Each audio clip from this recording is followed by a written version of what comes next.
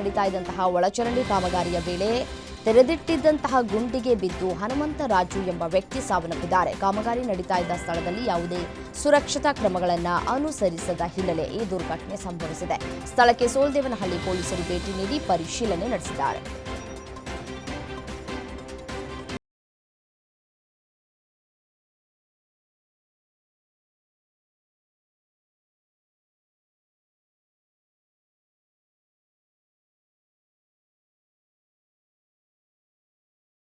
ಕುದೂರು ಪೊಲೀಸರು ಬಂಧಿಸಿದ್ದಾರೆ. ಬೆಂಗಳೂರು ಮೂಲದ ಗಗನ್ ಪ್ರೀತಮ್ ಲಿಖಿತ್ ಬಂಧಿತರು ಅಂತ ಗುರುತಿಸಲಾಗಿದೆ.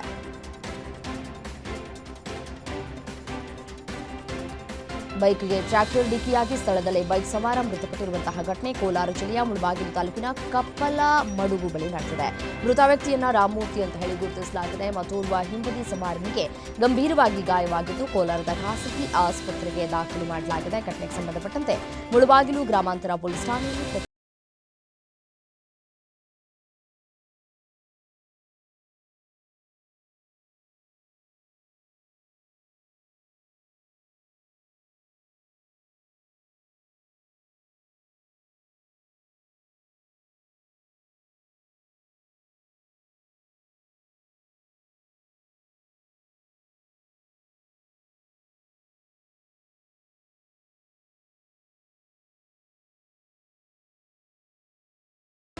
ಸೊಳ್ಳೆಪುರ ಅರಣ್ಯ ಪ್ರದೇಶದಲ್ಲಿ ಬೆಂಕಿ ಅವಘಡ ಸಂಭವಿಸಿದೆ. ಸುಮಾರು 30 ಎಕರೆ ಕುರುಚಲು ಕಾಡು ಸುಟ್ಟು ನಾಶವಾಗಿದೆ. ಅರಣ್ಯದಲ್ಲಿ ಉಂಟಾದ ಬೆಂಕಿ ಆಕಸ್ಮಿಕವೋ ಅಥವಾ ಕಿಡಿಗೇಡಿಗಳ ಕೃತ್ಯವೋ ಎಂಬ ಕುರಿತು ಅರಣ್ಯ ಇಲಾಖೆ ತನಿಖೆಯನ್ನು ಕೈಗೊಂಡಿದೆ. ಸುಮಾರು 4 ವರ್ಷಗಳ ಹಿಂದೆ ಅರಣ್ಯ ಇಲಾಖೆಯಿಂದ ನೆಟ್ಟಿದಂತಹ ಹಣ್ಣಿನ ಗಿಡಗಳು, ಬಿದಿರು ಸಸಿಗಳು ಹಾಗೂ ಹುಲ್ಲುಗಾವಲು ಪ್ರದೇಶ ಸಂಪೂರ್ಣವಾಗಿ ಬೆಂಕಿಗೆ ಆಹುತಿಯಾಗಿದೆ.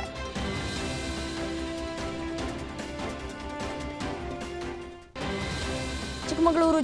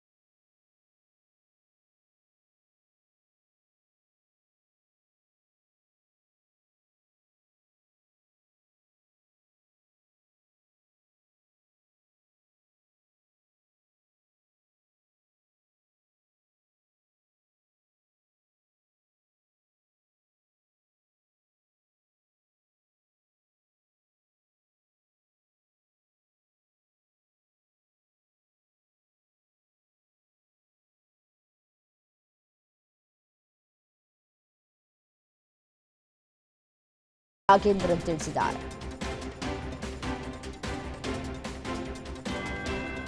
ಬಿಜೆಪಿ ನೂತನ ರಾಷ್ಟ್ರೀಯ ಅಧ್ಯಕ್ಷರಾಗಿ ನಿತಿನ್ ನಬೀನ್ ಅವಿರೋಧವಾಗಿ ಆಯ್ಕೆಯಾಗಿದ್ದಾರೆ. ಬಿಜೆಪಿ ರಾಷ್ಟ್ರೀಯ ಅಧ್ಯಕ್ಷ ಸ್ಥಾನಕ್ಕೆ ನಡೆದ ಚುನಾವಣೆಯಲ್ಲಿ ನಿತಿನ್ ನಬೀನ್ ಮಾತ್ರ ಅಧ್ಯಕ್ಷ ಸ್ಥಾನಕ್ಕೆ ಅಭ್ಯರ್ಥಿಯಾಗಿ ನಾಮಪತ್ರವನ್ನು ಸಲ್ಲಿಸಿದ್ದು, ನಿತಿನ್ ನಬೀನ್ ಅವರ ಹೆಸರನ್ನು ಬಿಜೆಪಿ ರಾಷ್ಟ್ರೀಯ ಅಧ್ಯಕ್ಷ ಸ್ಥಾನಕ್ಕೆ ಸೂಚಿಸಿ 37 ಸೆಟ್ ನಾಮಪತ್ರಗಳು ಸಲ್ಲಿಕೆಯಾಗಿದ್ದವು. ಜೆಪಿ ನಡ್ಡಾ ಅವರಿಂದ ಅಧಿಕಾರ ಹಸ್ತಾಂತರ ನಡೆಯಲಿದ್ದು, ಇವತ್ತು ಅಧಿಕೃತವಾಗಿ ಬಿಜೆಪಿ ರಾಷ್ಟ್ರೀಯ ಅಧ್ಯಕ್ಷರಾಗಿ